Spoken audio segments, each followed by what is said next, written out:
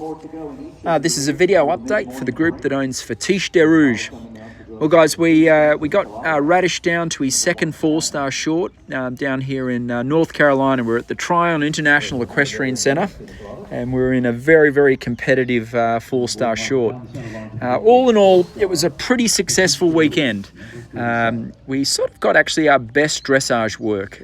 We actually scored a 29 in the 4-star test, which to get in the 20s at the 4-star levels is quite challenging. It's about a little bit over 70%. So still a lot of room for improvement, but there were 3 international judges and they all loved Radish. So by saying that, he's still green and learning these movements a little bit, and Radish is he's a little bit of a tricky horse in the sense of he's can get a little bit nervous and excited. So this was a good event to come to.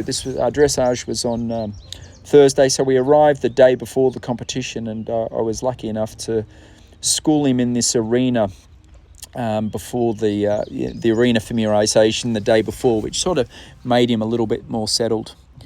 One of the challenges that we had with Radish is he actually hasn't been to a competition since the beginning of March. If you think about our last competition was Chat Hill's 4-star, and Radish is a bit of a sharp, spooky French horse, and he was a little bit short of an outing. He's just been working away at home, and it really sort of showed up on the cross country, which you'll see later. He was a little bit beside himself, just because I think he's the sort of horse that needs to constantly get out to the competitions. And sadly, as you know, I broke my collarbone in April, and then we had Kentucky 3-day event. So this is sort of the first opportunity I had to bring Radish out to a show. And anyway, the disappointing part was he was very spooky and sharp in the cross country. Which you'll see obviously a bit later. Going back to the dressage, I feel like we're getting better and better. He's obviously, Radish's strength, I think, is what I liked about him. His strength is the speed and stamina and endurance for cross country. I think he's a true 5-star horse. He's probably not built to be a spectacular dressage horse. He looks more like a little bit thoroughbred. So I think this dressage is going to be our weaker phase. The good news is, as you just saw there, he's got wonderful flying changes. And I can tell you a horse that struggles with flying changes at the top level of the sport is a real challenge, especially for me. And the good news with Radish, either his former training or the way his canter goes, he's got beautiful lead changes. And I think we scored, pretty much the whole test is 7.5s and 8s and a couple 6.5s, and I think there was about 30 or 40 horses in the class, and I think we were finished 7th after the dressage. For a green 4-star horse is very, very encouraging, just because there were some WEG horses and Olympic horses in this class, so we're really at the pinnacle of the sport now.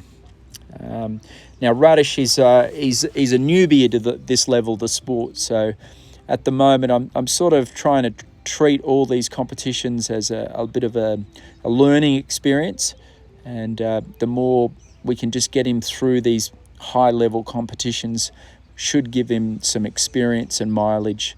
I think our Radish is 10 or 11 at the moment, and I think we're going to have our top horse when in a year or two's time, and sort of good for the Olympic Games at LA. I think by then Radish should be mature and seasoned, and at the moment he's like a adolescent teenager. The great news is he's a super duper show jumper. Now he's a bit of a wild man, as you just saw him spooking there, and he's a little bit sharp, but when he gets to the jump, holy hell, he jumps. And he's a little bit tricky in his mouth, like he loves to charge at the jump and sort of stiffen a little bit. Been working closely with my jumping coach, Peter Wild, and we never have to sort of sharpen the horse. He's just a naturally careful horse, actually, and a little bit sharp and spooky. So our biggest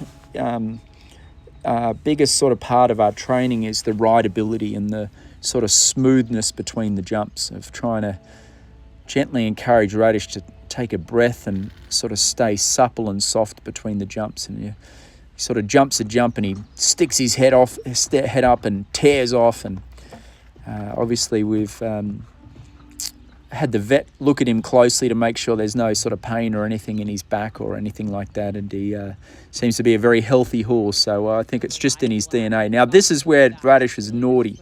So there was you can't see it, but there's a mushroom and a flower pot right in front of that jump. So that's about fence 7, I think. And the bloody Radish spooked and spun around. It was sort of shades of Bromont years ago. And he's still shying at it. And then this was the hardest jump on the course, and I was thinking, you're kidding me, aren't you? And he still jumps the freaking jump, but he's shying at the pot plants and the flowers and the decorations around the jump. And I'm like, God damn it, Radish. Now, I'm very tempted, and I think I'm going to do this. I think I'm going to ride him around the open prelim next week at Fair Hill and just give him a nice slow round, because Radish was bloody wild in the cross country here. He was just beside himself, and I did everything I should have done. I pre-rode him in the morning. I had ear muffs on him. I knew he'd be fresh, unfortunately, Tryon's a very spooky course. You see all these flowers and pot plants and everything, and it's Radish sometimes looks at everything but the jump.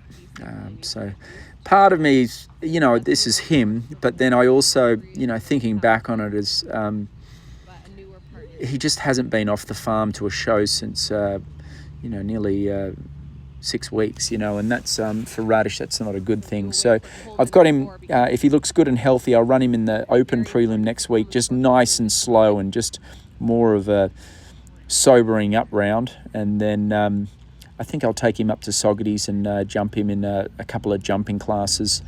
Then our next start, I think, should be the Bromont, the 4-star short at Bromont. I think Radish is still green. I originally was thinking about the long, but as you see there, he's just a bit leery into the water jumps, and he's slightly out of control. And I think our goal should just to be the 4-star short at Bromont. It'll be a really, really tough track and challenging. It'll be spooky like this, but he just needs mileage, and I think I just need to get him out and around these big courses over and over again, and hopefully towards the end of the year he'll be a little bit easier to ride. He's a tricky horse, but he just has so much talent and scope and carefulness and bravery. He's just he's a little bit of a wild thing that sort of charges at the jumps, which at the moment's a real pain. But when we get to this 5-star level and the jumps get bigger and bigger and the courses get longer and longer, I think that Radish's personality is going to come into play. And I know I keep repeating myself and promising you guys that he'll settle down, and I'm still waiting for the day, but he's keen. He wants to jump all the jumps. He's just spooky and sharp. I talked to a few French riders, and his father, Leon de Triomphe, is notorious for being a little bit sharp and spooky. But as you can see here, we're nearing the end of the course. We're about 3/4 of the way around, and he's still ears are pricked, and he's still charging at the jumps. And some of the other horses are starting to wilt about now, and our boy Fetiche de Rouges is still charging at the fences. So the result wasn't that good, guys. We had a great dressage and show jumping. We're in a good position, but unfortunately for our spook on the cross country, we didn't have a good placing. But I'm hoping this was a good learning experience, and I think I've learnt my lesson that he just needs to get out to shows more and more, and see if we can settle the wild Frenchman down. Anyway, guys, upwards and onwards. I'll keep you all posted, and he's pulled up well.